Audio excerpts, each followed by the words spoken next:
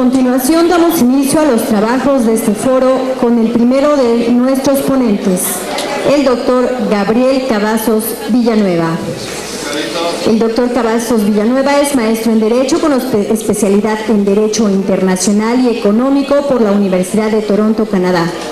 Doctor en Derecho Internacional por la Universidad de Tulane, Nueva Orleans, en Estados Unidos. En la actualidad es director de Humanidades y Ciencias Sociales del Instituto Tecnológico de Estudios Superiores de Monterrey, Campus Monterrey. El doctor Cavazos Villanueva revisará las fortalezas y debilidades de las instituciones en los últimos 30 años. Doctor, tiene la palabra.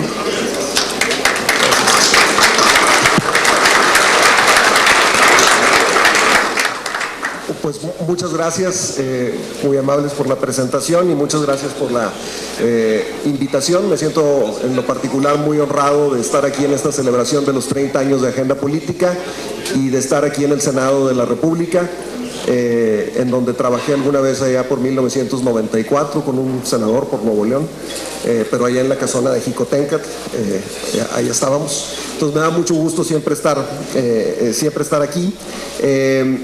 Pues con un poco de miedo, ¿no? Porque analizar en 10 minutos fortalezas y debilidades del cambio institucional en México en los últimos 30 años, pues ciertamente es un reto y a lo mejor no voy a decir nada distinto a lo que ya expresaron los senadores, tanto el presidente como el vicepresidente del Senado, pero quizás lo podríamos poner desde otra perspectiva. Y quisiera comenzar con dos postulados. Uno es que en 30 años ha habido grandes transformaciones institucionales en México, pero la debilidad de las instituciones sigue siendo uno de los grandes retos o el gran reto para el Estado de Derecho mexicano. Y un segundo postulado tendría que ver con una frase que dijo el senador Barbosa hace un momento. Decía que las instituciones a lo mejor no fallaban, que fallaban las personas, los hombres, dijo el senador. Yo no estoy tan seguro. Me preguntaría si fallan las instituciones o fallan los hombres y las mujeres.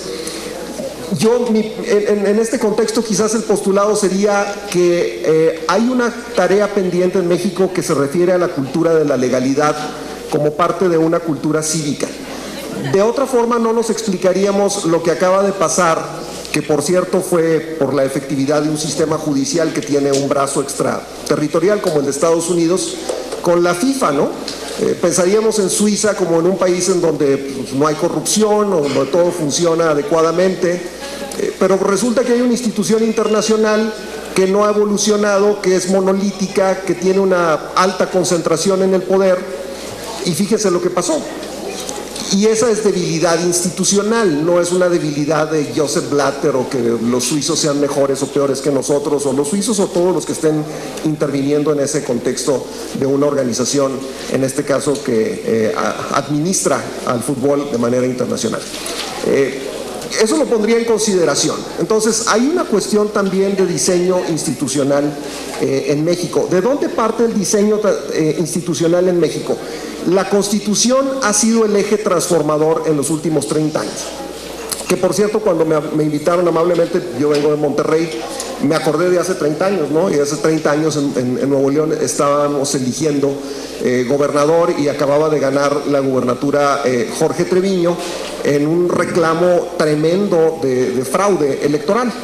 Y el líder de las juventudes campesinas del PRI en Nuevo León era Jaime Rodríguez Calderón, ahora candidato electo virtual, nuevo gobernador independiente en Nuevo León. No pude evitar acordarme de eso, y bueno, eso es todo un cambio, ¿no? Entonces, en ese contexto, la Constitución ha sido el eje transformador. Las instituciones sirven para poner o para aplicar las reglas del juego, dice Douglas North, el premio Nobel de Economía. O sea, las instituciones son realmente importantes. Y cuando digo que la Constitución ha sido el eje transformador, es que en México hay esta tendencia a que todo vaya a la Constitución, que todo se haga constitucional, todo, hasta la prohibición de beber alcohol en los lugares de trabajo, todo está en la Constitución. Cuando comparamos la Constitución mexicana y sus reformas con la Constitución, por ejemplo, de Estados Unidos, que tiene 7 artículos y 20 y tantas enmiendas, pues nos damos cuenta de que esta tendencia a, como le podrían llamar algunos, como de fetichismo constitucional, pues es como si la Constitución fuera un valor religioso, ¿no? Algo así como la Virgen de Guadalupe, y si todo va a la Constitución, entonces todo tiene efectividad, y eso no es cierto. O sea, desde una perspectiva institucional, eso no es cierto. No todo, por el simple hecho de estar en la Constitución, va a ser efectivo. Y por el otro lado, hay una tendencia a crear instituciones. Si hablamos de algún tema, hay una tendencia a crear y constitucionalizar instituciones. ¿Para qué? Para que se aboquen específicamente a ese tema. Y eso ha sido parte de la fortaleza de la evolución que han tenido las instituciones en los últimos 30 años, pero también paradójicamente ha sido parte de su debilidad. Porque resulta que a veces el diseño institucional que se pensó para una cuestión específica después no necesariamente responde a los cambios que se van generando en la sociedad. Y entonces, pues no sé, me gustaría mencionar algunos ejemplos y ser muy breve y solamente plantearlos, quizás como de manera introductoria a otros temas que de manera más específica y más profunda analizarán mis compañeros y compañeras panelistas esta mañana. ¿Qué instituciones se han transformado? Bueno, ciertamente se ha transformado la Presidencia de la República, y aquí, bueno, no voy a abundar en el tema, seguramente más van a abundar algunos compañeros míos, pero la presidencia pues obviamente ya no es la misma de hace 30 años. La presidencia está sujeta a un mayor escrutinio, pero todavía con un poder enorme y todavía con tendencias autoritarias, que no sobreviven en el diseño institucional, pero tampoco el diseño institucional parece sobrevivir a esas tendencias en ese momento. Los gobernadores de los estados tampoco son lo mismo, y en algunos contextos, con la extinción del presidencialismo como lo conocíamos, pues algunos gobernadores se volvieron extremadamente poderosos en los estados, de manera tal que no tenían virtualmente ningún peso o contrapeso. El Congreso también. El Congreso es más plural, es más democrático en el sentido formal del término, aunque no necesariamente este concepto se ligue con la calidad de la democracia, pero tampoco podríamos decir que el Congreso es una institución fuerte, porque la percepción de la sociedad sobre el Congreso no es una percepción ni siquiera relativamente buena. Y es necesario en cualquier país de instituciones que tener un Congreso fuerte. Recordemos la historia, lo primero que hacen los dictadores es disolver cámaras. El Congreso es una institución que debe ser una institución muy fuerte, y aquí la cuestión de la credibilidad de los partidos pues es obviamente muy baja, y el Congreso pues está representado por partidos políticos. Y con lo que ha pasado en elecciones recientes, como la de Nuevo León, pareciera que los partidos todavía no dimensionan la magnitud de sus propios vacíos. Y entonces esa es una parte fundamental. Otra institución fundamental es la Suprema Corte, que a mí en lo particular, aparte como abogado, me llama poderosamente la atención. La Suprema Corte es cada vez más importante, el Poder Judicial es cada vez más importante en la vida política de México.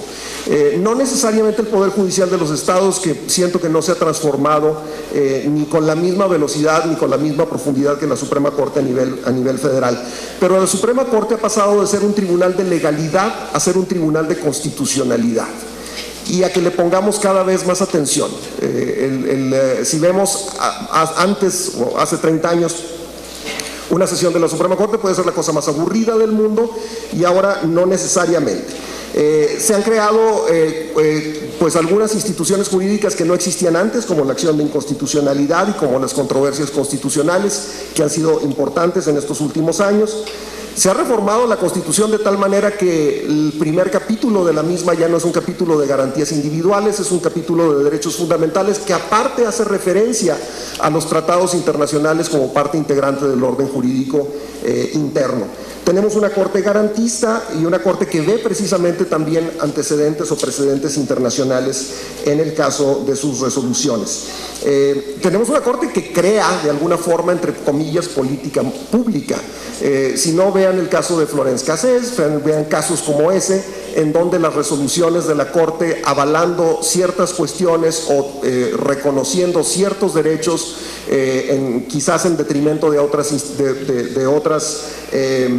instituciones jurídicas, pues ha sido particularmente importante. La ley de amparo también se ha reformado y bueno, ha sido muy importante, nadie lo podríamos imaginar hace 30 años, la introducción del sistema de justicia penal acusatorio, que todavía pues tiene mucho camino que recorrer. Otra institución importante, el Banco de México. El Banco de México es sin duda la institución más fuerte junto con la Suprema Corte y más autónoma. En este contexto, para la implementación de la política monetaria, nadie puede dudar que con todas sus cuestiones, el Banco de México ha sido un factor de estabilidad macroeconómica que hace 30 años pues no la teníamos, ¿no? En la época de la hiperinflación no la teníamos. ¿Qué ha surgido? Estos son solamente algunos ejemplos, e insisto, es como para pues analizarlos a mayor profundidad. Pues ha surgido una Comisión Nacional, por ejemplo, de Derechos Humanos. La Comisión de Derechos Humanos tiene apenas 25 años, ha sido muy importante su creación para el Estado mexicano, y sin embargo un gran tema pendiente en México sigue siendo el de los derechos humanos. Hay alguna gran deuda del Estado mexicano, tiene que ver con los derechos humanos. La transparencia y el acceso a la información, pues esa también, su creación ha sido una transformación muy importante, pero la opacidad y la corrupción siguen siendo también el tema en México. Entonces, pareciera que las instituciones de transparencia o que protegen la transparencia y el acceso a la información, pues no necesariamente están ligadas al tema de rendición de cuentas. Las comisiones equivalentes en cada uno de los estados, pues algunas tienen una debilidad institucional paupérrima. En el caso de la de mi estado, pues yo he dicho que deberían eliminarla y simplemente los jueces deberían encargarse de las cuestiones que tienen que ver con transparencia. Ahorita pues resulta que todo mundo, que todavía no sabemos, por ejemplo, a quienes se les ha exonerado de pagar impuestos, pero las listas del SAT de los evasores fiscales pues sí están publicadas, ¿no? Entonces hay paradojas en ese contexto, y como ya lo mencionaban hace un rato el senador Barbosa, pues el sistema anticorrupción todavía está en construcción. Entonces, la liga entre la transparencia, entre el conocimiento que tengamos de lo público y el corolario que tendría que ser el que no haya impunidad, no es necesariamente el caso. Ya se mencionaba al Instituto Electoral, al IFE, ¿no? Como un cambio extraordinario que en los últimos 30 años pues se dio, y que ha sido quizás la muestra más grande para mí de debilidad institucional, porque resulta que cuando una institución se va adentrando en la cultura cívica de México, ¿no?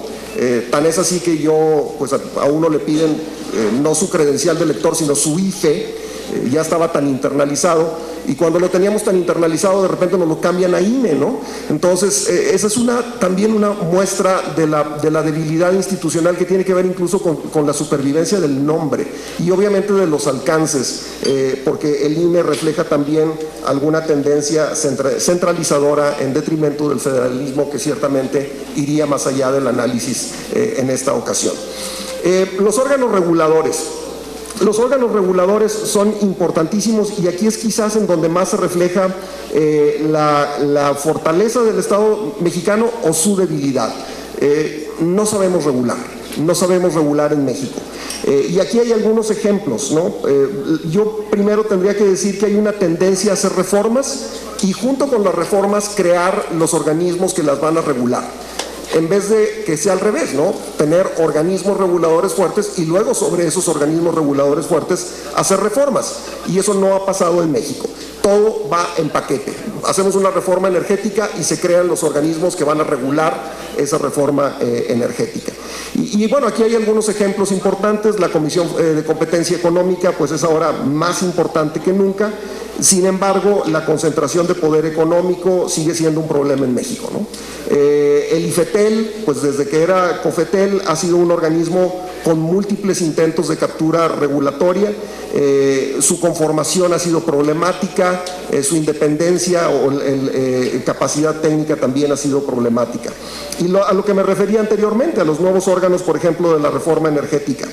Se ha fortalecido la Comisión Reguladora de Energía, pues todavía está en veremos. El reto es enorme simplemente en capacitar a gente que vaya a ser servidor público de estos organismos y que realmente entienda los alcances y la dimensión de la reforma. Es un reto enorme en capacidades que difícilmente lo pueden cubrir las universidades y algunas otras instituciones, o la Comisión Nacional de Hidrocarburos, que incluso va a tener capacidad o tiene capacidad para celebrar contratos de extracción y explotación petrolera. Hay más contrapesos, hay contrapesos internacionales, por ejemplo. La Organización Mundial de Comercio es capaz de tumbar un impuesto en México, así sucedió con el impuesto el especial de la alta fructuosa, en donde la Organización Mundial de Comercio determinó que era incompatible con las obligaciones internacionales de México, y eso obviamente pues no existía antes, porque nosotros entramos a la OMC en 1986. Entonces hace 30 años no teníamos ese tipo de contrapesos internacionales, y también el activismo de México, por ejemplo, en la Corte Internacional de Justicia, como en el caso de Avena, pues no había sido tan importante. En suma, para ya acabar, y espero no estarme pasando mucho de tiempo, ha habido una gran transformación institucional, pero insisto en el postulado con el que comenzaba. Pareciera que todo se resuelve con la creación de instituciones poniéndolas en la Constitución. Pareciera que eso debería funcionar como por arte de magia. Y entonces esa transformación institucional no necesariamente se ha traducido en el fortalecimiento del Estado. Si en 1929 o por allá Plutarco Elías Calles dijo que había que pasar de una época de caudillos a una época de instituciones, claro que la institución a la que se refería pues era una institución política, pues ahora hay que pasar quizás de un Estado regido por consideraciones de política a corto plazo e intereses de grupos económicos y partidistas a uno de instituciones fuertes y sólidas. Insistiría en el aspecto de una mayor cultura de la legalidad como un reto de la sociedad, no un reto del gobierno, como un reto de la sociedad.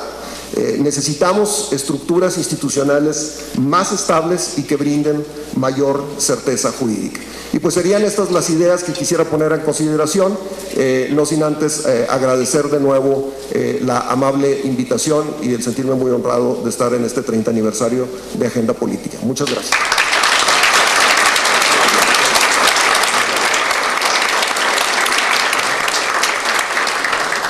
Muchas gracias al doctor Cavazos Villanueva. Continuamos con la presentación de Juan Ibarrola, afamado columnista especializado en las Fuerzas Armadas Mexicanas, que publica la columna Cadena de Mando en el periódico Milenio. Él hará un recuento del papel de las Fuerzas Armadas en los últimos 30 años, de los cuarteles a la calle. Tiene la palabra. Gracias, muy buenas tardes a todos, gracias. Muchas gracias. Agradezco aquí a mi amigo Guillermo Colín la invitación y sobre todo la oportunidad de estar ante un panel tan de verdad famoso e importante. Me siento abrumado y a la vez muy halagado. Hay un teniente coronel francés que en los años 50 fue de los que dirigió el ataque a Argelia y una serie de ataques muy importantes que tuvo que hacer el gobierno francés. De ahí escribe un libro que se llama La guerra cruel, honor a los combatientes. En una de las partes del libro dice Jean Puget, así se llama este teniente coronel, que la victoria no le pertenece al soldado, la victoria solamente le pertenece a la patria, y la patria siempre es buena. Para los militares, no solamente de México, sino de todo el mundo, es así. Es lo que su patria les dice. Sin lugar a dudas, tenemos unas fuerzas armadas, un ejército, una marina armada y una fuerza aérea completamente sui generis, diferente a todo. Hay quien me ha preguntado por qué no se parecen más las fuerzas armadas mexicanas, por ejemplo, a las del vecino del norte. Tendríamos que empezar porque en este país, desde siempre, solamente se destina el 0.49% del Producto Interno Bruto para gastos de defensa. Para que se den una idea, Colombia tiene el 1.5% de su Producto Interno Bruto para gastos de defensa. Brasil casi llega al 2%. Y bueno, somos el país en América Latina con el menor gasto de defensa dentro del Producto Interno Bruto. Por eso, evidentemente, también esto es una cuestión sui generis, porque a pesar de poco o mucho, o el presupuesto que tienen nuestras Fuerzas Armadas, se logran muchas cosas. Déjenme hacer un breve recuento, porque creo firmemente que este país despierta después de ciertos eventos. El país que despierta la mañana del 2 de octubre pues es completamente otro país. El país que despierta el 10 de junio de 1971 es otro país. Pero de igual manera, para el ejército mexicano, específicamente el ejército mexicano, el 19 de septiembre de 1985, donde despierta otro país, otra ciudad definitivamente, otra cultura de protección civil, una cultura total, una transformación total de la arquitectura en todas las ciudades del país, no solamente la Ciudad de México. Sin embargo, es la primera vez que la sociedad palpa la verdadera ayuda que puede dar un plan de defensa nacional en su tercera etapa, que así es el plan de N3. Y salen los soldados a la calle y estábamos quizás en aquellos años, hace 30, con una especie de temor, respeto hacia las Fuerzas Armadas. Este es un fenómeno social muy interesante. Había una especie de temor y de respeto. Si uno veía soldados en la calle y más armados, pues a correr, ¿no? Sin embargo, ahí la sociedad se da cuenta y el mundo se da cuenta de lo que puede hacer un ejército en favor de la sociedad. Seguramente lo saben, el ejército mexicano y la Marina Armada con su plan Marina son ejemplo a nivel mundial en ayuda en casos de desastre. Tan somos ejemplo que nuestros militares, nuestros marinos adiestran a militares marinos de Estados Unidos y de muchos países en este sentido. Sin embargo, es muy importante cómo se da esta presencia y esta ayuda, amén, y evidentemente la solidaridad con la que todos por lo menos los chilangos salieron a ayudar, a apoyar. Sin lugar a dudas, después de ahí, el 1 de enero de 1994, amanece otro nuevo México. Un ejército, que así nunca lo consideró el ejército mexicano, pero el zapatista, que nace, que brinca, que tira un par de balazos y le declara la guerra al gobierno de México, guerra que jamás se aceptó. El gobierno mexicano no aceptó esa declaratoria de guerra porque eso hubiera sido darle el carácter de ejército al ZLN. Sin embargo, la respuesta que da el ejército mexicano, aproximadamente se enviaron 35,000 efectivos más de los que ya existían en Chiapas, pues genera una presencia importante militar en un estado tan retrasado todavía como lo es Chiapas. Y lo digo con todo respeto y también con todo cariño al Estado. Sigue en un atraso, pero en una mañana como esa, las que le siguen, se ve finalmente a un ejército correteando, no sé cómo llamarles, subversivos, ideólogos, necesitados como eran los zapatistas. No los quiero llevar al terreno negativo. Sin embargo, viene un tema importantísimo donde la política y las Fuerzas Armadas se juntan cuando el presidente Salinas declara un cese al fuego. El daño a la moral militar fue muy grave, muy grande. De tal suerte que hasta aquel mito donde le renuncia el secretario del presidente no es un mito, es una verdad. No puedes mandar a leones por corderos, sobre todo cuando en ese momento había un peligro que se podía convertir en un peligro nacional. El ejército mexicano aguanta, el ejército mexicano cesa su fuego y se retira, dejando una presencia importante. Hay anécdotas muy interesantes. Hay uno en una de las zonas militares donde era tierra de nadie, porque en ese momento de enero del 94 las policías municipales, las policías comunitarias, pues ya no se querían meter. Entonces los zapatistas iban a aventar a la entrada de la zona militar a sus muertos para ver quién los recogía. Como había un cese al fuego y había una orden de no intervenir en este proceso, pues estaban apilados esos cuerpos. y el ejército pues no podía hacer nada por ellos. La orden era no salir, la orden era no atacar, no intervenir. Muy interesante el año 2000, cuando se da por primera vez la oportunidad, o después de 70 años, de un gobierno que no es priista. La pregunta de todos era: ¿y qué va a pasar con las Fuerzas Armadas? ¿A dónde van a llegar las Fuerzas Armadas priistas, no? Esa era la idea de unas Fuerzas Armadas mexicanas. Y ya lo vimos también, lo que pasó lo vimos en el 2000, no hubo tal. Hay una subordinación al comandante supremo de las Fuerzas Armadas. Hubo una subordinación también con el nuevo cambio que se da después de 12 años, cuando llega el actual presidente.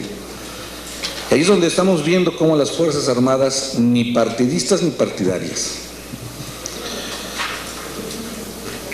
Llega el 2006 con esta declaración desafortunada de guerra del expresidente Calderón. Y digo desafortunada porque un ejército tiene que identificar a su enemigo.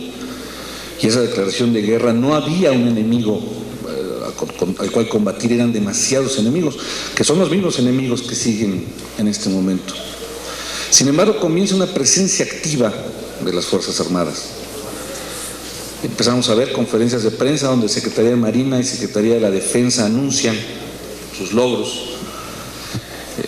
Creo que exageraron, pero comenzamos a entender los mexicanos cuál debe de ser el papel que deben de jugar las Fuerzas Armadas en materia de seguridad pública. ¿Qué sucede ahora? La orden es que no pueden difundir sus acciones si no lo hace el gobierno de la República. Y mucha gente en la sociedad se pregunta: ¿entonces siguen en las calles? ¿O ya se regresaron a sus cuarteles? Y no, hay, por lo menos en el caso del Ejército, hay 55,000 efectivos todos los días realizando operaciones en contra de la delincuencia. En el caso de la Secretaría de Marina son 14,000 los efectivos que están todos los días haciendo, esto suena muy extraño, pero son millones de operaciones anuales las que se desarrollan en contra de la delincuencia. Sin embargo, ya no lo estamos viendo. Hoy vemos cómo es un gabinete de seguridad dirigido por el secretario de Gobernación. Yo lo considero un error. Las Fuerzas Armadas deben de tener su participación, su presencia propia, que no la tienen que hacerlo de esa manera. ¿Y qué sucede? Nos enfrentamos con cosas como Tlatlaya hace un año, porque si bien nuestras Fuerzas Armadas de 1985, por lo menos al año 2000, cumplían un papel de perseguir narcotraficantes en las sierras, no estaba muy claro que esos narcotraficantes, esos delincuentes ya no iban a vivir en las sierras. Ellos querían o quieren vivir en las ciudades, quieren tener presencia, mandan a los hijos a las universidades, a las escuelas.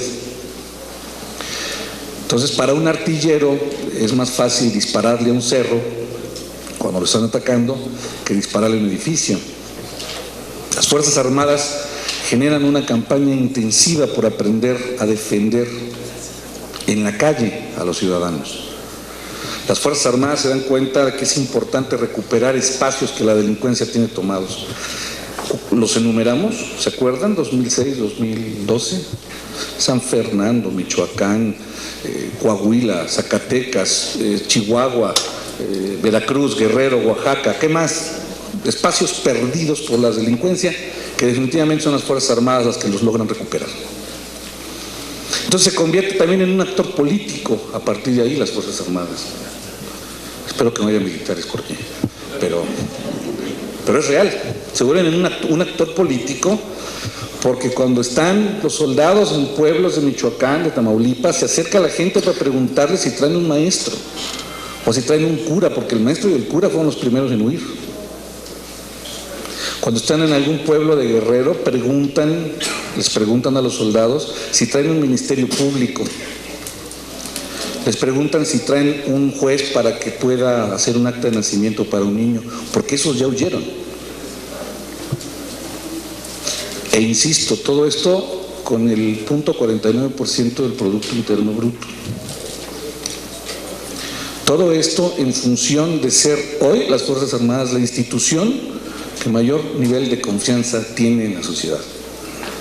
Aún y a pesar de Tlatlaya, aún y a pesar de Ayotzinapa, aún y a pesar de Tanguato, aún y a pesar del ejército represor y violador sistemático de derechos humanos.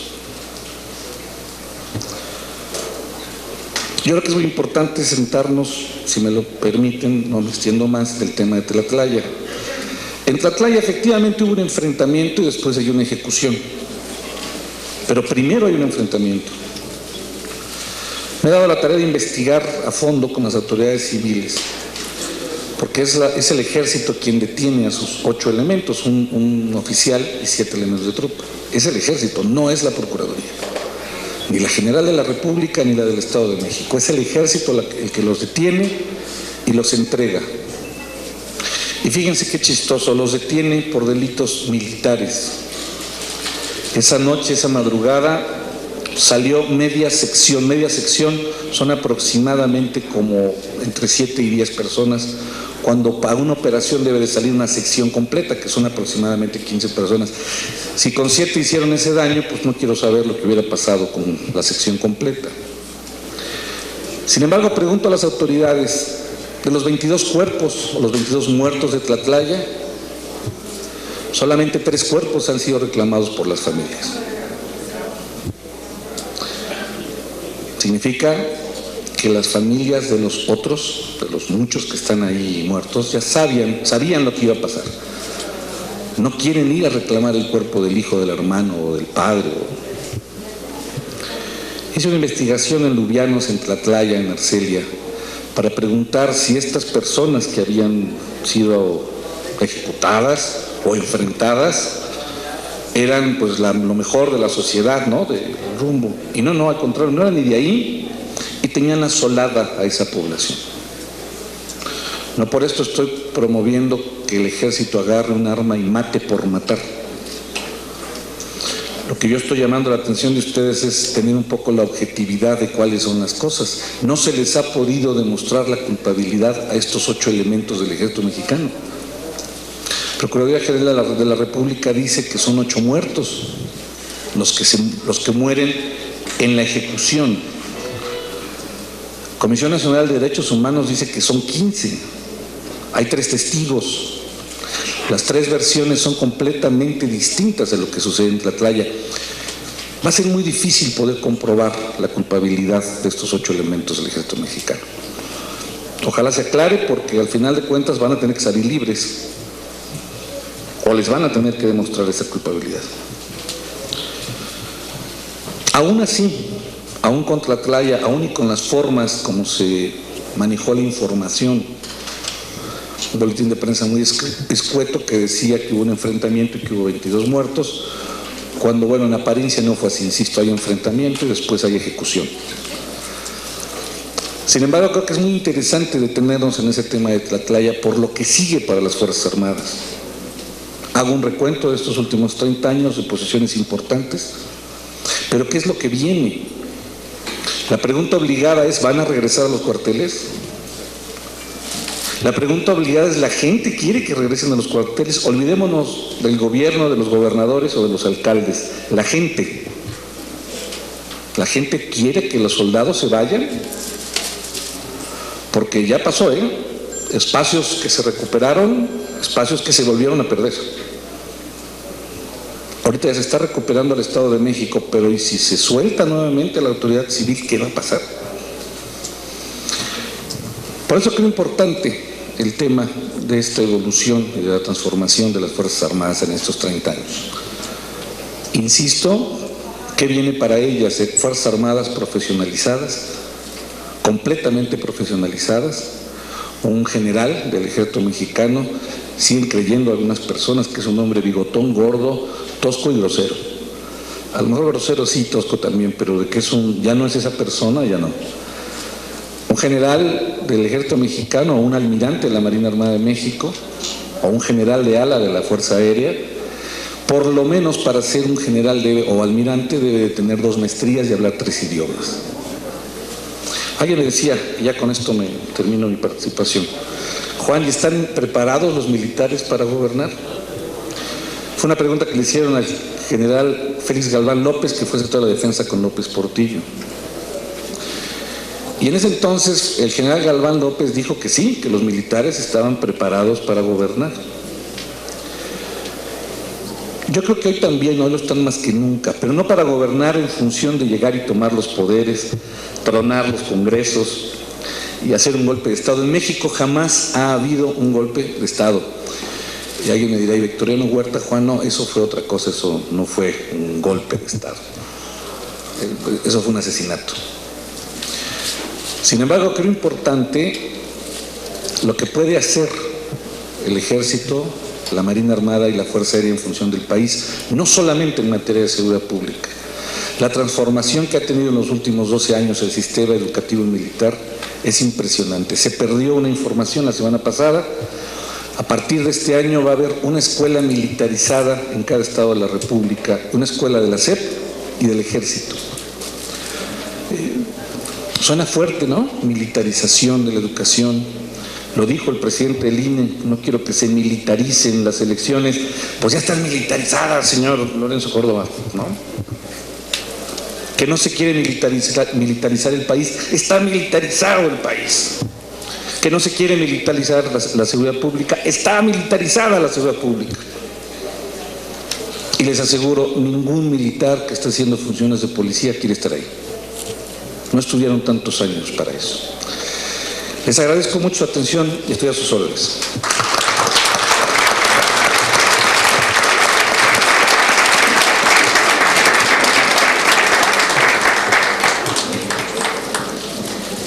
Muchas gracias al columnista Juan Ibarrola. Nuestra siguiente panelista es Dolores González Sarabia. Ella es coordinadora de procesos de transformación positiva de conflictos de un organismo no lucrativo dedicado a la construcción de paz y la resolución de conflictos sociales en contextos conflictivos donde se vive un debilitamiento o desgarramiento del tejido social. Disertará sobre desarrollo y regresiones de los derechos humanos en México en los últimos 30 años. Tiene la palabra.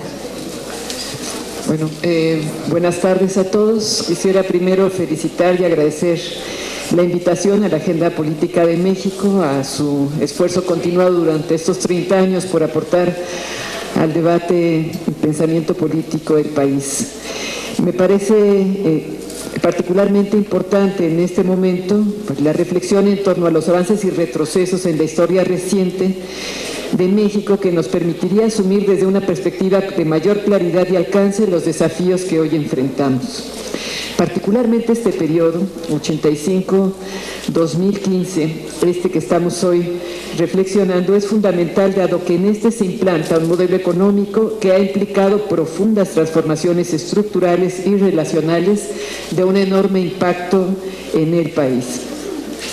En este marco, introducir el enfoque de derechos nos da claves sustantivas para caracterizar la situación que vivimos y definir los cambios necesarios en las difíciles condiciones del contexto actual. Si los derechos humanos son, como lo señala Demetrio Loperena, el parámetro clave de nuestro desarrollo civilizatorio, en el que la legitimidad se valora en razón de su reconocimiento y de su aplicación práctica en todos los ámbitos de la vida económica, social y política, no podemos dejar de ver las fuertes contradicciones que en torno a estos existen en México. Los eventos de Iguala y en particular la desaparición forzada de 43 estudiantes de la Normal Rural Raúl Isidro Burgos de Ayotzinapa develó y redimensionó una realidad que ha sido calificada por muchos analistas, así como por diversos organismos nacionales e internacionales, como una profunda crisis de derechos humanos en México. Pero si consideramos que desde hace varios años, como aquí se ha dicho, se ha impulsado un proceso constante hacia la edificación de un amplio marco normativo e institucional para la protección de derechos humanos en el país, nos tendríamos que preguntar cómo hemos llegado a esta situación y reconocer que ha habido múltiples tensiones en este camino. Rápidamente voy a abordar tres de ellas. La tensión entre el marco de derechos y el ejercicio efectivo de estos. De un lado, en las últimas décadas, entre otras instancias, también como se ha mencionado, se crea la Comisión Nacional de Derechos Humanos en el 90 y varias de las comisiones estatales también en este lapso, además de otros derechos que se han plasmado a lo largo de estos años en nuestro orden legal, y la suma ya de cerca de 200 instrumentos internacionales ratificados por México para la defensa de derechos en prácticamente todos los campos. Estos incorporados ahora a nuestro marco jurídico a través de la reforma constitucional del 2011. También los derechos identitarios, los de los diferentes sectores, las mujeres, los jóvenes, niñas y niños, adultos mayores, los de la diversidad, las personas con discapacidad, incluso el acotamiento del fuero militar, etcétera, que han venido generando un nuevo andamiaje de protección de derechos en el país.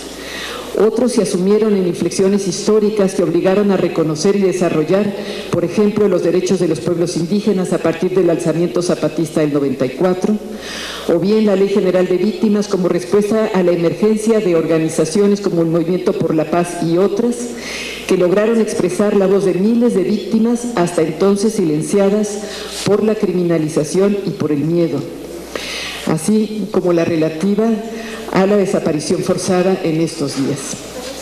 Entonces, es innegable que ha habido un avance en este sentido, pero también es innegable el enorme desfase entre el fortalecimiento de estas bases formales, legales y administrativas, con la falta de concreción y de implementación de las mismas para garantizar efectivamente el ejercicio real de los derechos humanos de manera integral.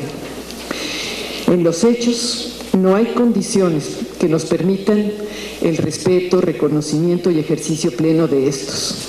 La implantación de una situación de impunidad que alcanza, según cifras oficiales, más del 98%, la generalización de la corrupción, el engarce, penetración o captura de aparatos del Estado por la delincuencia organizada en los diferentes órdenes de gobierno, la respuesta a la crisis de inseguridad y violencia que ha optado por una estrategia de seguridad punitiva, represiva, militarizada, como se mencionó, que en los hechos ha colocado a la sociedad frente a un dilema entre la seguridad y los derechos humanos.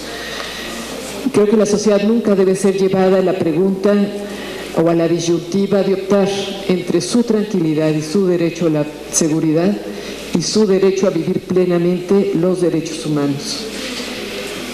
Sin embargo, ha sucedido que se extiende un consentimiento social a las salidas autoritarias, un consentimiento que ha sido orillado por la incertidumbre, por el miedo, que acepta incluso la violación de sus garantías individuales. Solo para ilustrar, si bien es difícil establecer con claridad las cifras, los datos disponibles de violación de derechos humanos en México recientemente son graves. Desaparición forzada, se reconoce una base de datos de 26,000 personas reconocidos por el gobierno cuyo paradero se desconoce. En un alto número de ellos se ha documentado la participación o aquiescencia de agentes estatales, ejecuciones extrajudiciales como los casos emblemáticos de La Talla, como ya se decía, Cadereyta, Tanguato, Apatzingán, etcétera. La tortura, que en el país recientemente se debatió, pero que tenemos como datos que frente a 4,000 denuncias, menos de 2,000 se plantearon como averiguaciones previas y solo 5 sentencias hay sobre tortura, detenciones arbitrarias y violaciones al debido proceso como una práctica sistemática y un creciente número de agresiones a defensores y periodistas. Tenemos entonces una primera tensión entre un andamiaje muy rico para la protección de derechos humanos y, sin embargo, una práctica totalmente desfasada en sus condiciones para el cumplimiento de los mismos. La segunda tensión que quiero referir rápidamente es entre el ejercicio de derechos y la dinámica socioeconómica del modelo estructural en México. Si bien se ha venido construyendo este marco formal para la protección de derechos civiles y políticos en el país, algo distinto ha sucedido en el campo de los derechos sociales y colectivos. Se fueron estableciendo condiciones que permitieron el desarrollo del modelo a costa de una regresión de derechos en lo social y en lo colectivo. Ejemplo de ello son la reforma laboral con la privatización de la seguridad social y la flexibilización de las condiciones laborales en un contexto de precarización del trabajo, informalización de la economía, creciente migración, crecimiento también de la economía ilegal que abonan a procesos de profunda polarización y desigualdad social. La reforma del 92 al artículo 27, que abre la posibilidad de privatizar la propiedad social y a la cual se suma ahora también la actual reforma energética con la figura de ocupación temporal para la producción de energía. La ley minera, que dan preponderancia a las actividades extractivas y de producción energética, el incumplimiento de las normas internas y los tratados internacionales que protegen los derechos de los colectivos, de los pueblos y comunidades, como el derecho a la consulta libre, previa, informada, a la participación, a la libre determinación, a la autonomía, etc. Todo ello frente a una realidad cierta de una intensa disputa por los territorios que hoy en el país se expresa en cerca de 250 conflictos abiertos entre pueblos y comunidades, con empresas y sus intermediarios, con gobiernos estatales, gobierno federal, al interior de las propias colectividades, en uno de los campos de conflictividad social en México más amplio y volátil. En este caso estamos hablando de una tensión que nosotros ubicamos entre un marco de derechos y el sistema mismo. Es una tensión de carácter estructural y sistémica con los derechos sociales y los derechos colectivos de las comunidades. Tercera, las condiciones políticas en tensión con una sociedad cada vez más consciente y exigente de sus derechos. Sin duda, en estos años hubo un avance para el ejercicio de los derechos políticos en el campo de la lucha institucional, la electoral y de los partidos. Sin embargo, reconocemos, y también aquí se ha planteado, la creciente distancia entre la representación política con los ciudadanos que carecen de mecanismos de seguimiento y control del ejercicio público, la ausencia de mecanismos y canales de participación social viables y vinculatorios como las consultas, y hubo este intento de la consulta frente a la reforma energética que no pudo prosperar, de otras formas incluyentes para el procesamiento productivo de la conflictividad social. Nos quejamos del tema de los maestros, de los campesinos. Tenemos las calles llenas de conflictividades que no tienen rutas de un procesamiento productivo y acertado. Un divorcio entre la sociedad civil y la sociedad política. Las encuestas, estudios y diversas expresiones de los actores sociales así lo refieren. Hoy aquí se ha hablado de la crisis de los partidos. Y los últimos meses han evidenciado también importantes franjas de la sociedad que están cada vez más conscientes de ser sujetos de derechos y que han generado un contexto de exigencia social que requiere pasar de la simulación y la formalidad a la creación verdadera de condiciones para el ejercicio de derecho. Estas condiciones requieren cambios de diferente profundidad, pero nos queda claro que varios de ellos son cambios estructurales que tienen que ver con el modelo económico, que tienen que ver con el sistema político, que tienen que ver con las relaciones sociales y culturales del país, para garantizar entonces efectivamente el cumplimiento cabal de las condiciones que permitan el pleno ejercicio de los derechos individuales y colectivos en México. Muchas gracias.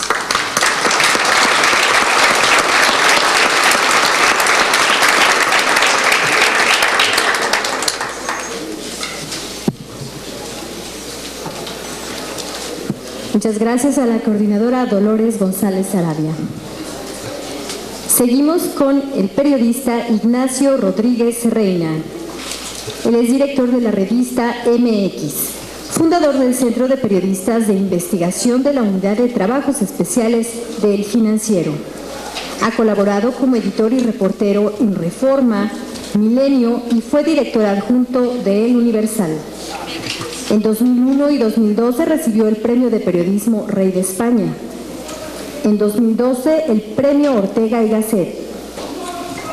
Y fue recipiendario del Premio Nacional de Periodismo de 2006 a 2012 en forma consecutiva, entre muchos otros galardones, como el Premio Nacional de Periodismo Cultural Fernando Benítez. Tiene la palabra.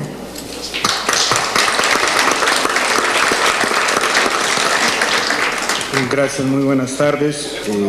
Pues en primer lugar quisiera agradecer a mi amigo Guillermo Colín la invitación para platicar un tema que en 10 minutos va a ser muy complejo resumir, que es la relación de los medios con el poder en estos últimos 30 años. En realidad me siento muy honrado de estar aquí en el Senado de la República, un Senado de la República que me parece que con la realización de este tipo de foros contribuye y recupera un poco de su carácter ciudadano, que debería de ser, digamos, un poco la norma en la que los ciudadanos estuviéramos ocupando un espacio que nos es nuestro, que es el Senado de la República. Y bueno, no puedo dejar de recordar que justamente hablar de medios y poder se debe hacer referencia a la libertad de expresión.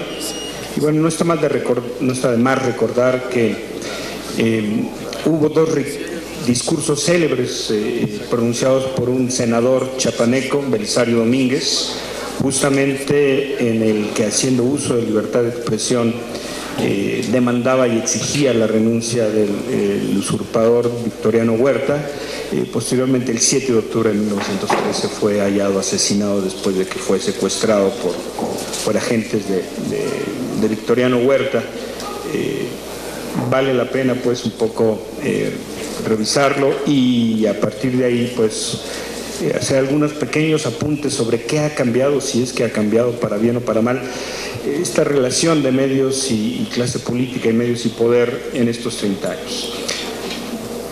Podríamos empezar a decir que en 1985, creo que durante 2 minutos y con una intensidad de 8 grados en la escala Richter, un terremoto sacudió a la ciudad, al país, pero en realidad fue un hecho que cimbró de una manera mucho más profunda y tuvo como al país entero, y tuvo como resultados algunos elementos que creo que explicarán el desarrollo de un poco en estos años de la relación de los medios y poder. Bueno, para empezar, al menos así lo vimos, surgió una sociedad civil organizada.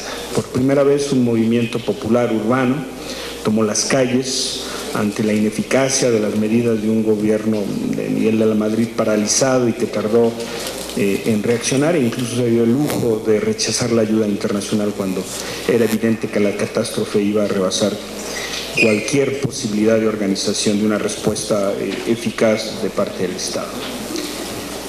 También surgieron los primeros brotes de disidencia contemporánea política dentro del partido en el poder, dentro del PRI. Hay que recordar que poco después del terremoto empezó a surgir la corriente democrática dentro del PRI, que finalmente en 88 postularía, entre otras agrupaciones, al ingeniero Cuauhtémoc Cárdenas a la presidencia. También ocurría, pues, el terremoto tenía algunas consecuencias de orden político. ¿Qué ocurría con los medios en aquel entonces?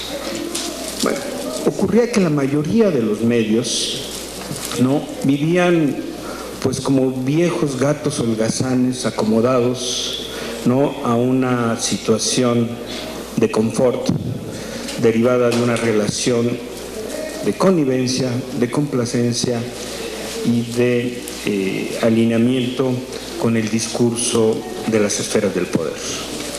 Como siempre ha ocurrido en la historia del país, ha habido algunos medios, los menos, que han considerado que ese no es el papel justamente de medios que en teoría deberían representar y deberían de tener la lealtad hacia los ciudadanos. Pues en aquel momento, si uno revisa los medios de aquella época, con la excepción de algunos chispazos, en realidad los medios simplemente reproducían de una manera acrítica y sin distancia pues la versión oficial de los hechos, reproducían el discurso dominante en el cual pues se trataban de ocultar o por lo menos de justificar muchas de las fallas de políticas públicas que habían llevado a que el terremoto y su respuesta ante ese hecho pues fuera prácticamente un hecho que rebasaba las esferas del Estado. Esta situación ha ocurrido y se ha mantenido durante mucho tiempo. Es decir, los medios han olvidado desde hace mucho lo que es el propósito fundacional, y eso es a quién le deben lealtad. Yo les podré decir que en mi paso por más o menos una decena de medios en 30 años de ejercicio profesional, prácticamente yo empecé en el 85, no me he topado en 30 años y he tenido oportunidad de estar en cargos directivos en diversos medios, no me he topado con nadie, y si me olvido, pediré disculpas, pero no me he topado con nadie dentro de los cuerpos periodísticos, los directivos, que empiece a reflexionar sobre cuál es el papel de los medios. Curiosamente, en los medios, dentro de los medios, es el lugar en el que menos se habla sobre el papel de los medios, ¿no? Se dan por sentado muchas cosas que a la luz de los acontecimientos y el desarrollo social y político del país de los últimos años nos damos cuenta de que en realidad ese es de lo que debería debatirse dentro de los medios. Hay una maquinaria de producción informativa y hay una forma de relación con la esfera del poder que ha llevado a que los medios no discutan cuál es su papel, de dónde debe estar, a quién le debe guardar lealtad y a quién le debe rendir cuentas. Creo que esta ausencia de discusión del papel de los medios en una sociedad democrática como la que querríamos tener en el país, pues lo que es producto de muchos factores, evidentemente, pero uno de ellos es de esta vieja relación, de esta tortuosa relación de los medios con el poder. No es una relación, yo digo que es una relación compleja. Desde entonces ya se veía que era una relación compleja, y a lo mejor en aquellos atisbos y despertares de la irrupción democrática, de los intentos de modificar desde dentro al sistema político, con básicamente la disidencia encabezada por el ingeniero Cárdenas, por Porfirio Muñoz Ledo y algunas otras figuras, bueno, estos viejos intentos de buscar una manera distinta, pues rápidamente fueron sofocados, ¿no? La mayoría de los medios de comunicación han cedido a la tentación de recibir ciertas condiciones favorables, ciertas canonjías económicas, ciertas facilidades para la realización de negocios, han cedido a este deseo de ser comparsas y compañeros complacientes de ruta, antes que verdaderamente servir para un propósito democrático. Creo que desde la instauración de los sistemas democráticos más antiguos, el papel de la prensa siempre ha sido fundamental. En México, evidentemente, habría que hacer una revisión muchísimo más extensa y profunda sobre qué papel han jugado en diferentes momentos. Por ejemplo, estoy pensando en la Revolución, en la Reforma, en la parte del gobierno de Francisco I. Madero.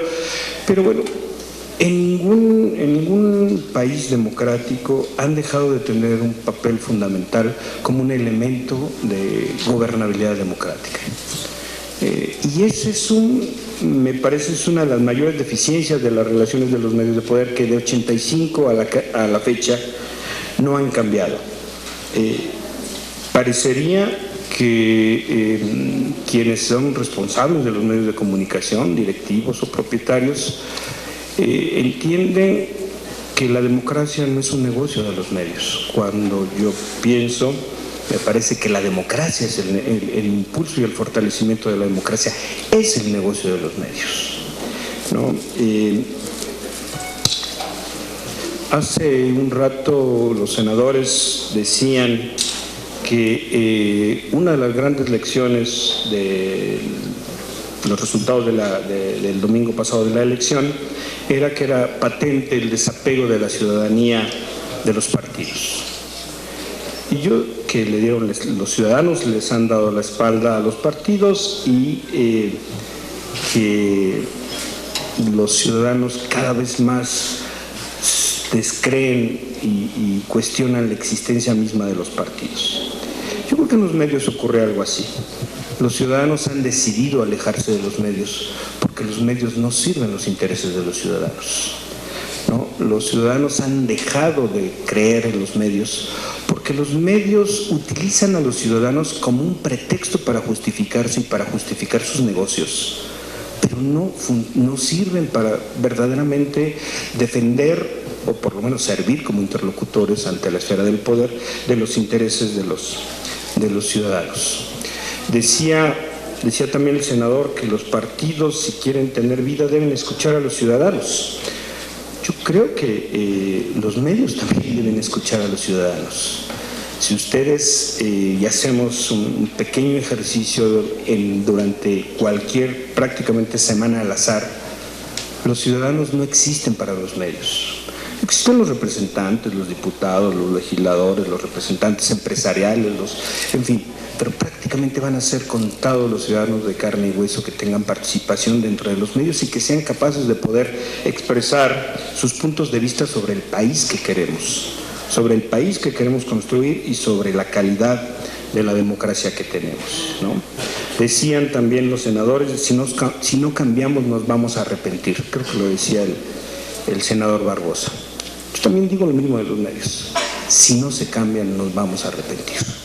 Nos vamos a arrepentir porque así como los ciudadanos se han alejado de los partidos y han empezado a crear y empujado a que se creen figuras distintas como la de las candidaturas independientes y otras que podrían empoderar verdaderamente a los ciudadanos, también los ciudadanos empiezan a crear esferas y canales que les permita participar, opinar, criticar, debatir de los asuntos de interés público por fuera de los medios.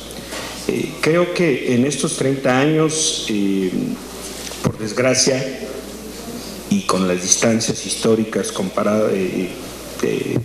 comparables, en realidad la realidad sigue siendo lo mismo. Hay un grupo de medios, los medios dominantes, cada vez con menos audiencias, que siguen pensando que su papel es reproducir de una manera acrítica el discurso oficial en términos generales. Siempre habrá excepciones, siempre habrá momentos en que a lo mejor algún medio asuma o recupere parte de la esencia fundamental de lo que deberíamos ser.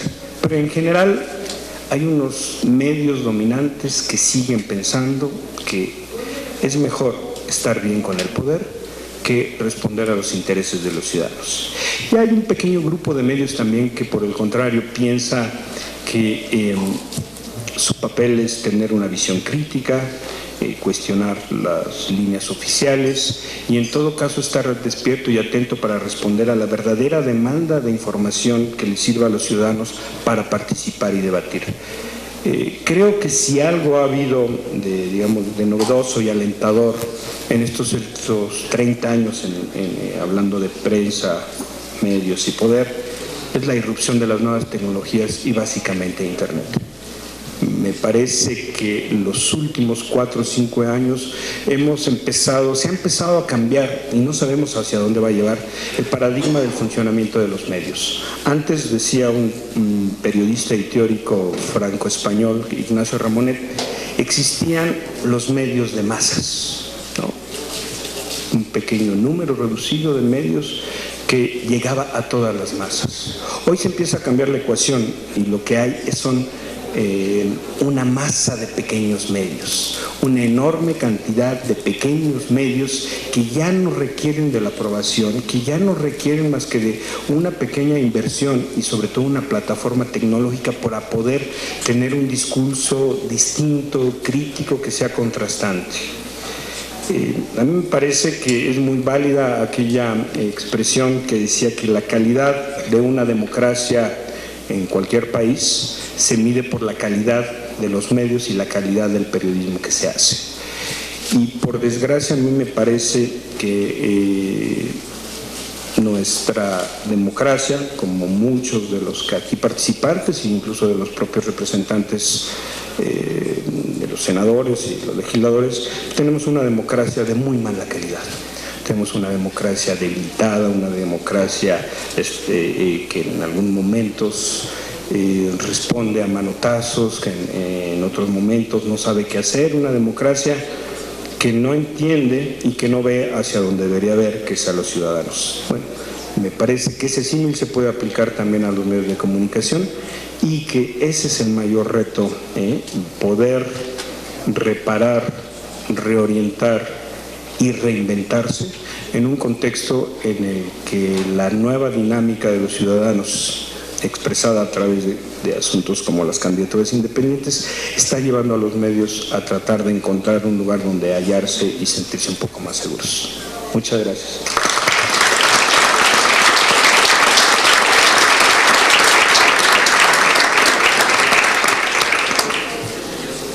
Muchas gracias a Ignacio Rodríguez Reina por esta revisión entre medios y política. Continuamos con el periodista Genaro Villamil. Él revisará el origen y ocaso de medios independientes. Genaro Villamil hizo estudios de licenciatura en Ciencias Políticas en la UNAM. En coautoría con Carlos Monsiváis, publicó la columna Por mi madre Bohemios en el periódico La Jornada y en la revista Proceso. Fue reportero y coordinador de la Unidad de Análisis especializado en El Financiero, editor del Financiero Sureste, coordinador de Asuntos Especiales en La Jornada, donde publicó su columna dominical República de Pantalla. Algunos de sus libros publicados son La televisión que nos gobierna, La guerra sucia del 2006 en coautoría con Julio Scherer García, Si yo fuera presidente, el reality show de Peña Nieto, y su más reciente aparición en librerías, La caída del telepresidente. Genaro Villamil tiene la palabra. Gracias.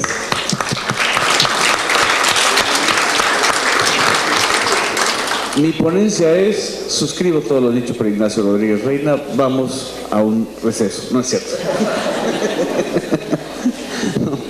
Muchas gracias a Guillermo Colín por la invitación, es muy agradable y grato, espero que no se cansen ustedes. Estaba bastante rica y larga la jornada, pero es muy grato encontrarme aquí con Cristina, amiga de Nuevo León, con la ex consejera del IFE, con Nacho Rodríguez Reina, con Dolores González Arabia, con el profesor Gabriel Cavazos Villanueva, en fin, con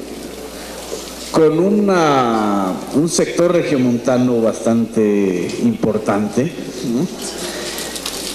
Eso algo habla de que los regios andan muy broncos, y creo que este evento de la agenda política de México, no sé si Guillermo lo planea así, pero bueno, pues está saliendo bastante exacto en la coyuntura. 30 años y la revisión de los medios independientes y de los medios masivos y de las audiencias. Creo que voy a notar 5 tendencias. No voy a abundar mucho en los elementos que Nacho Rodríguez Reina ya les compartió, en los cuales creo que es exactamente, hay muchas coincidencias, pero también quisiera yo apuntalar ciertas tendencias que son las que se han dado en 30 años, ¿no? En primer lugar, yo creo que en 30 años de vida mediática y política en México han cambiado mucho más rápido las audiencias que los medios. No solamente han cambiado los lectores, el público radioescucha, el público televidente, los cibernautas, sino que se han especializado mucho más, se han ocupado ya no solamente de recibir de manera acrítica y de manera pasiva información, entretenimiento o publicidad, sino que también la reelaboran y la reinventan. Y este cambio ha sido mucho más acelerado, y eso también se está viendo en el electorado. Lo que acaba de suceder el 7 de junio nos indica que el electorado mexicano cambia muchísimo más rápido y piensa muchísimo mejor que la clase política y que esta serie de reformas electorales, que ya un poco el senador Barbosa lo dejó entrever, que son reformas electorales e instituciones electorales que no están pensadas en la ciudadanía, ni en el votante, están pensadas en las burocracias partidistas y en el reparto del poder. Pues algo así ha sucedido exactamente también con los medios, ¿sí? Los medios han cambiado muchísimo más lento que las necesidades de las audiencias mexicanas. Y en algunos casos los cambios no han sido de manera progresiva, o es decir, para una mayor o mejor atmósfera de los medios de comunicación masiva en México, sino al contrario, para una situación peor.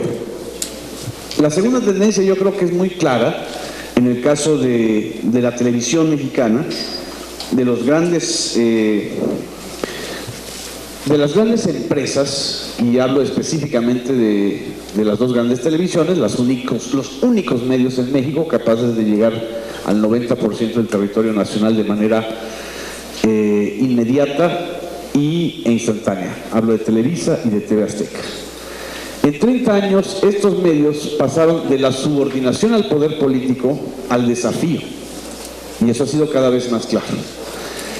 En el 85, Emilio Azcárraga Milmo decía que él era un soldado del presidente de la República y del PRI. En el 2015, Ricardo Salinas Pliego vuelve a repetir su desafío al INE, como lo hizo en 1999, diciendo: ustedes están violando la libertad de expresión y por supuesto que vamos a hacer todo lo posible por impulsar al Partido Verde, aunque viole la ley electoral. Televisa no fue necesario que dijera que diera ese desafío, para eso mandó a su Piojo. Es decir, es evidente que hay un desafío de las televisoras al modelo de comunicación política que siempre ellos dijeron que no les gustaba, que lo intentaron boicotear en el Senado de la República cuando vinieron en una sesión realmente de antología, todos los comunicadores de las televisoras, incluyendo a Patricia Chapoy, al señor López Dóriga, al señor Álvaro Torre, al señor Lore de Mola, a la señora Denise Merker, que me oiga Denise,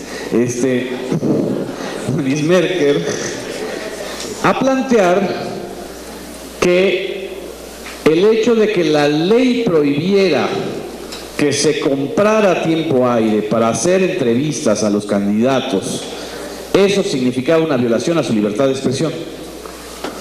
Evidentemente, estos colegas no vinieron a hablar por sus intereses, vinieron a hablar por los intereses de los dueños de los medios, de la estructura corporativa de los medios.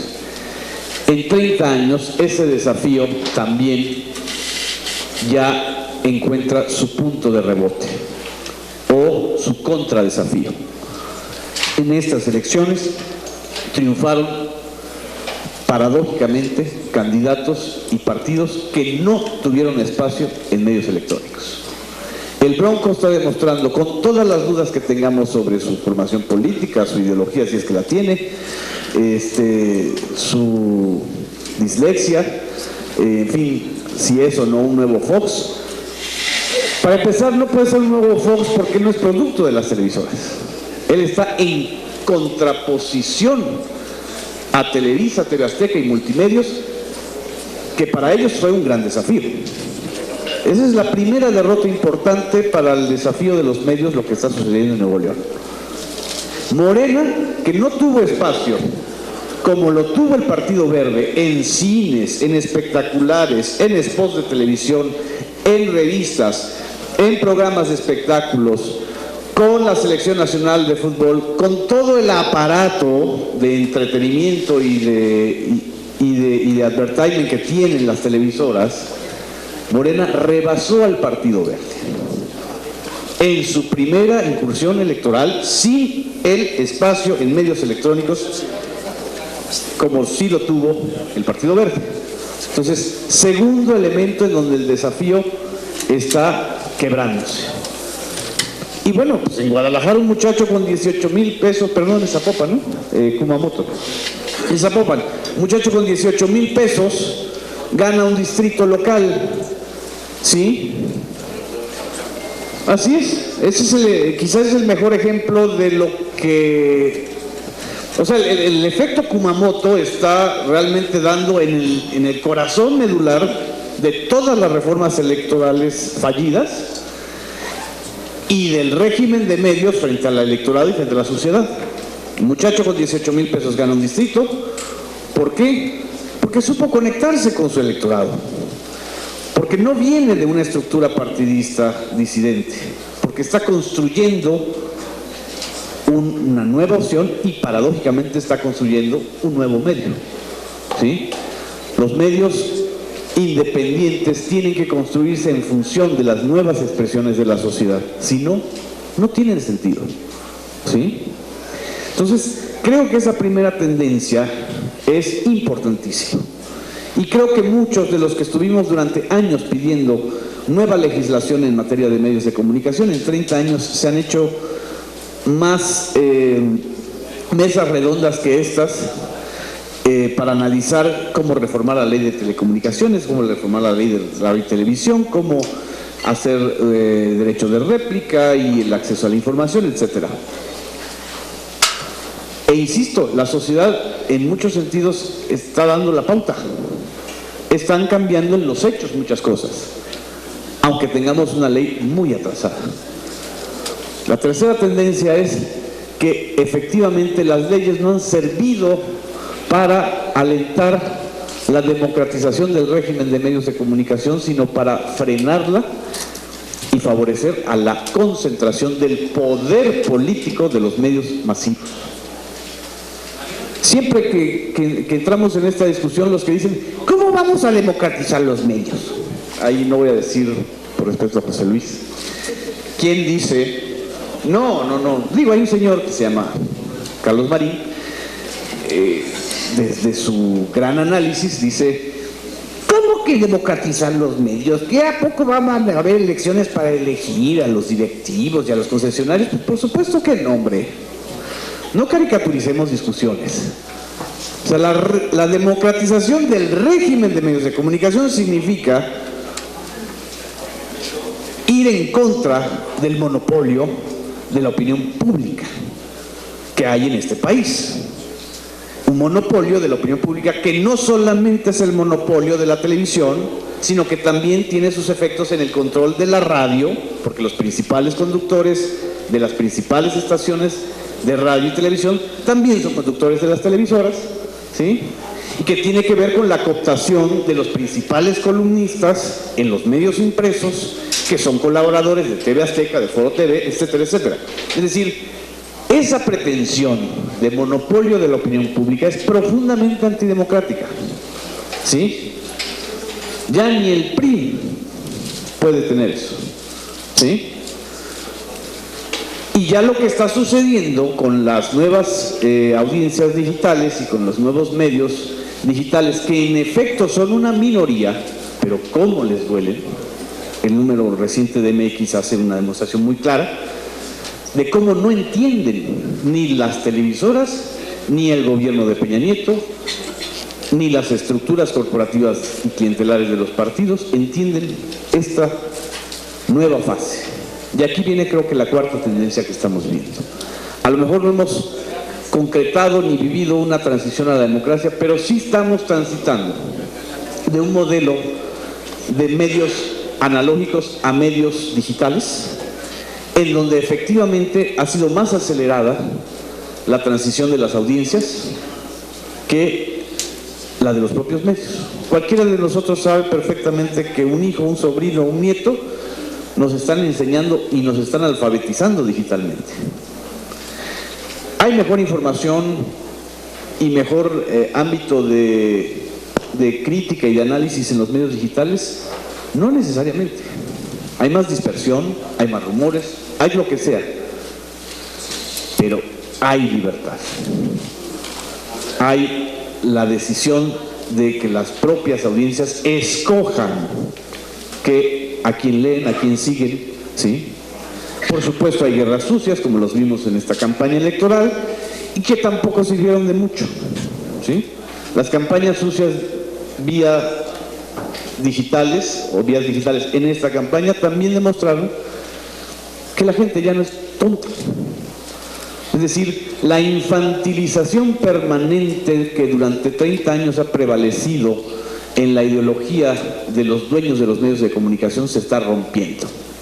Ya no somos un país solamente de jodidos, que ve una televisión para jodidos, como decía el gran Tigre Azcárraga, y mucho menos vamos a comportarnos como jodidos frente a una televisión jodida como la de TV Azteca. Que por cierto fue la frase que dijo Ricardo Salinas Pliego. ¿Cómo acabamos tan jodidos? Lo dijo en su tuit, en el domingo 7 de junio, desafiando nuevamente a la institución electoral. ¿Sí? ¿Cómo acabamos tan jodidos que ahora nos quieren limitar la libertad de expresión? Por favor, señor Salinas Pliego, usted nunca ha estado a favor de la libertad de expresión. Las principales amenazas a la libertad de expresión han sido precisamente los dueños de los medios de comunicación. Porque aquí está la quinta y última tendencia que quiero expresarles. En 30 años, lo que hemos vivido es una agudización del conflicto entre libertad de expresión y libertad de empresa. Y los dueños de los medios nos quieren llevar a esa falsa disyuntiva. ¿Sí? El caso reciente de Aristegui nos ilustra perfectamente este elemento y este debate, y que puede abrir además un precedente muy importante en la Suprema Corte de Justicia, a la que puede llegar otra vez el caso. ¿De qué se trata?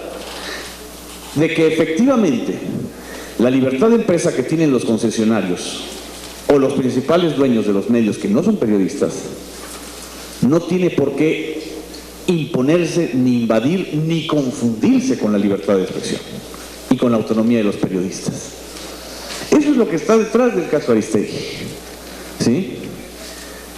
Ella lo que está defendiendo, lo que sus abogados están alegando, es que hubo un cambio en el artículo 6º constitucional, que además fue aprobado en este Senado, y que además fue presumido por este gobierno federal, en donde decía que ya los concesionarios son entidades de interés público general,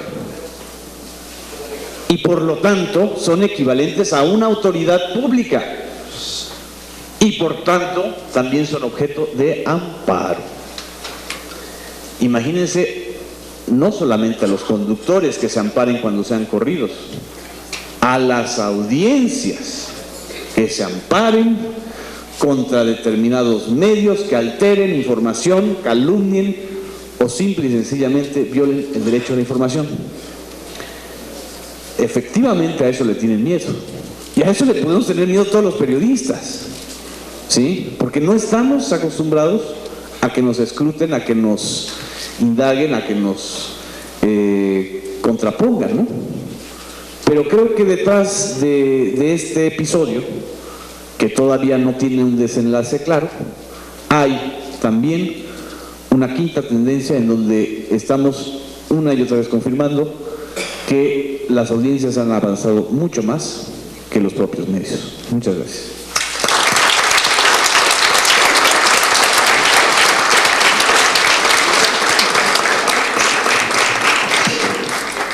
Muchas gracias a Genaro Villamil por su exposición. Vamos a dar un receso muy corto de tan solo 3 minutos para continuar con este panel.